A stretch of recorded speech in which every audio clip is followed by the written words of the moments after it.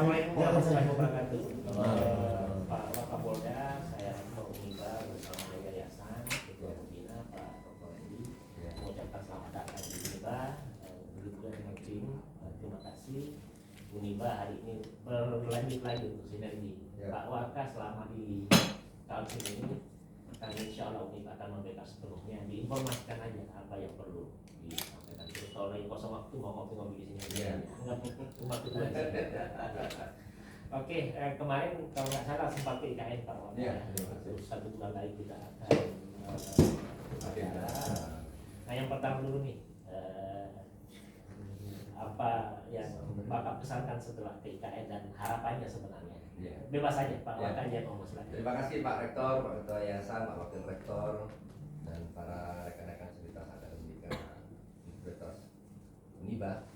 Pertama, tentunya saya merasa hormat, bangga, dan tentunya hari ini diterima oleh Pak Rektor dan rekan-rekan Sivitas Akademika dan langsung Pak Ketua Yayasan juga ikut hadir. Saya didampingi para Cipu Pak, ini Pak Kabid Humas, ini Pak Dirpol Air, Pak Dirvinkum, dan Pak Dirpol Covid. Saya merasa senang hari ini bisa diterima oleh para Sivitas Akademika Uniba ini. Tentunya ini merupakan dialog akademis Pak. Saya senang juga Uniba merupakan salah satu mitra Polda Kaltim, yang mana saya sebenarnya ingin silaturahmi dari mulai 1 minggu yang lalu. Makanya nomor Pak Rektor ini sama nama, sama gelarnya, itu panjang. Saya mencatat dan hampir beberapa rektor lainnya saya mencatat. Jadi memang betul saya profiling siapa nama pejabat utama Polda Banten, siapa Forpimda, yang ketiga siapa nama anggota-anggota yang di level sampai Kapolsek, sehingga kalau saya terjadi apa-apa bukan hanya saya telepon Kapolres, saya harus telepon Kapolseknya. Siapa mitra-mitra Kamtipmas kita, akademisi, terus tokoh agama, tokoh masyarakat, tokoh adat. Saya langsung datakan dan langsung saya sampaikan perkenalan setelah saya melaksanakan serah terima. Untuk apa? Untuk kita cepat melaksanakan komunikasi. Walaupun kita orang baru, tapi setidaknya sekarang sudah teknologi canggih Pak, sudah bisa kita langsung WA. Saya sampaikan perkenalkan diri, nama saya Sabilul Alif, saya Wakapolda Banten yang baru. Saya sampaikan gitu. Wakapolda Kaltim. Kaltim. Wakapolda Kaltim. Ya, Wakapolda Kaltim yang baru, Wakapolda Kaltim yang baru, dan saya melalui WA ini selanjutnya nanti saya akan komunikasi. Ya. Saya menyampaikan bahwa saya baru 1 minggu Pak di sini. 1 minggu di sini, dan sebelumnya saya Wakapolda Banten 1,5 tahun, dan sebelumnya saya juga Wakil Presiden. Ya, jadi Wakil Presiden, dan kesan saya masuk Balikpapan ini satu Pak. Beberapa tahun yang lalu pada saat awal Covid saya datang ke sini. Kebetulan saya punya adik nomor 3. Adik nomor 3 ini sudah 15 tahun kerja di sini Pak. Dan saya belum pernah tengok. Nah, waktu awal Covid itu minta Mas tolonglah ditengok saya kalau nggak pernah ditengok. Saya datang Pak. Saya datang sampai ke Balikpapan di sini.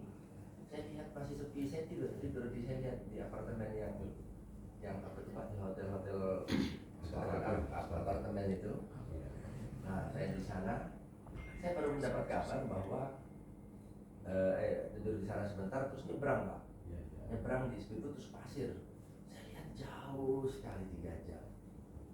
Nah, pas saya datang dan itu masih kondisinya sepi. Pada saat saya datang kemarin, kenapa di Balikpapan ini ada macet? Kenapa di Balikpapan ini ada macet? Kenapa di Balikpapan ini ada macet? Kenapa di Balikpapan ini seperti ini sekarang? Jadi saya sampaikan bahwa saya merasa senang Pak, artinya bahwa situasi di Balikpapan ini dengan kemacetan ini selaras seimbang dengan kesejahteraan. Nah, kalau lihat kota itu sejahtera atau tidak, macet atau salah satunya indikatornya adalah macet. Indikator Pak ini. Indikatornya macet, belum lagi nanti indikator yang lain, banyak orang buka makanan, terus sampai malam aktivitas masyarakat. Yang ketiga tentunya heterogen masyarakat juga pasti akan bertambah, pluralisme. Selanjutnya pasti budayanya juga akan lebih fleksibel. Dan yang terakhir juga pasti nilai akademisnya juga tinggi. Salah satunya ya saya hari ini bisa bertemu dengan para akademisi yang luar biasa. Dan saya kagum beliau ini adalah salah satu staf atau ahli di bidang insinyur ini Pak ya, insinyur profesional dan menjadi salah satu bagian dari IKN. Artinya bahwa IKN saat ini juga memanfaatkan orang-orang lokal, memanfaatkan orang-orang terbaik lokal untuk dapat memberikan sumbangsi pemikiran yang terbaik untuk IKN. Kesan saya juga pada saat saya pertama masuk Pak, hari Jumat, saya hari pertama saya langsung ke IKN hari Sabtu Pak, karena saya tidak mau menyanyiakan kesempatan Iya.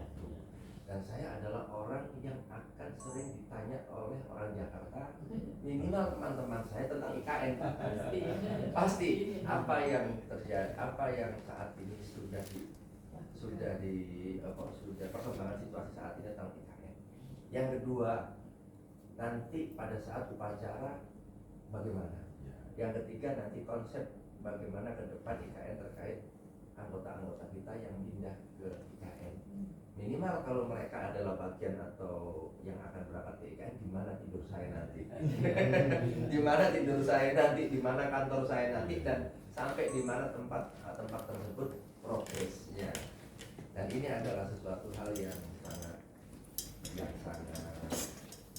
Pak ya, yang sangat ditunggu oleh masyarakat IKN dalam perjalanan waktu IKN mulai dibangun sampai sekarang. Dan endingnya adalah puncaknya nanti pada saat 17 Agustus. Pada saat 17 Agustus kita harapkan apa yang sudah kita rencanakan ini berjalan dengan baik, apa yang kita konsepkan ini berjalan dengan baik, sehingga pada saat nanti 17 Agustus sukses, berhasil, maka itu keberhasilan kita semua dan keberhasilan masyarakat Kalimantan, keberhasilan instansi-instansi semua stakeholder yang ada, dan itu keberhasilan Indonesia untuk menunjukkan kepada dunia luar bahwa di transisi pemerintahan saat ini mampu untuk bisa menciptakan ibu kota baru. Itu sulit, Washington tahun berapa Pak? Tahun lalu. Ya, dan itu butuh satu keberanian, keputusan untuk mewujudkan itu. Dan alhamdulillah kita bersyukur ya, kalau ada riak-riak kecil, resistensi itu biasa, dan alhamdulillah kita bisa menyelesaikan itu. Yang terbaik, yang terpenting adalah masyarakat Kaltim secara umum itu sangat mendukung dan bisa diajak diskusi, bisa diajak mencari problem solving, dan juga bisa memberikan masukan konstruktif terhadap pembangunan IKN ini. Sehingga hari ini juga Pak, kami datang ke sini, ini sebenarnya cuma curhat Pak. Saya nanti dimarah sama istri saya. Dimarah sama istri saya kalau masuk video. Kenapa? Curhat saya aja nggak pernah diterima. Curhat orang lagi. Tapi maksudnya ibu yang penting curhatnya bukan sama mahasiswa kita kan. Pak Waka, saya ucapkan terima kasih dari beberapa catatan. Yang pertama Pak Waka, karena tadi saya sempat minggu lalu ke sana. Di Polri hampir pasti rusun 1 apartemen sudah siap. Termasuk rusun Hangkang 1. Terus yang kedua, kita sinergi sukseskan upacara IKN. Betul. Upayakan itu. Iya Pak Waka, ini satu pesan dari Mega, kalau memungkinkan, karena kan rektor dan pembina ada undangan untuk ikut hadir di upacara 17 Agustus. Terus yang terakhir, nanti akan ketemu dengan anak-anak umat berkah di Jumat Curhat. Itu ide yang bagus sekali dari Polda untuk mendengarkan langsung bagaimana harapan, karena setidaknya bagaimana memecahkan masalah. Mungkin closing speech Pak Randy, saya sedikit sekali sebelum kita ke sana. Ya, tentu untuk nama institusi Pak Waka, saya ini kehormatan yang sangat luar biasa karena mengawali tugas Pak Wakal, salah satu yang kemudian dikunjungi itu adalah bilik tugas. Dan saya kira ini adalah perwujudan dari kerjasama yang sebenarnya sudah berlangsung cukup lama, baik dengan Mabes Polri maupun dengan Polda Kaltim. Dan untuk Polda Kaltim, saya laporkan Divisi Bapan adalah perguruan tinggi yang dengan Polda Kaltim dulu ada kerjasama pembukaan program medis dan hukum itu, kuliah perdana kami dan sebagian besar mahasiswanya adalah di Polda. Tapi waktu itu kampusnya belum cukup representatif, sehingga kemudian untuk magister hukum Tapi sampai sekarang masih berlanjut. Masih ada beberapa Polda, Polri, Polsek. Pulang dari sini nanti saya akan hubungkan. Untuk anggota-anggota yang akan melanjutkan S1, S2 bisa di sini. itu yang hukum Pak, itu yang hukum Iya, yang hukum karena memang kita kan berkutat sama masalah hukum. Datanya sudah ada. Sudah ada dan itu modal dasar yang harus dimiliki oleh pusat dalam enforcement, law enforcement. Intinya sudah sarjana dan magister hukum sebenarnya. Tinggal membutuh legalitas. Oke, saya rasa karena ditunggu sama mahasiswa di sana, kita segera menuju ke sana. Ayo, siap. Terima kasih.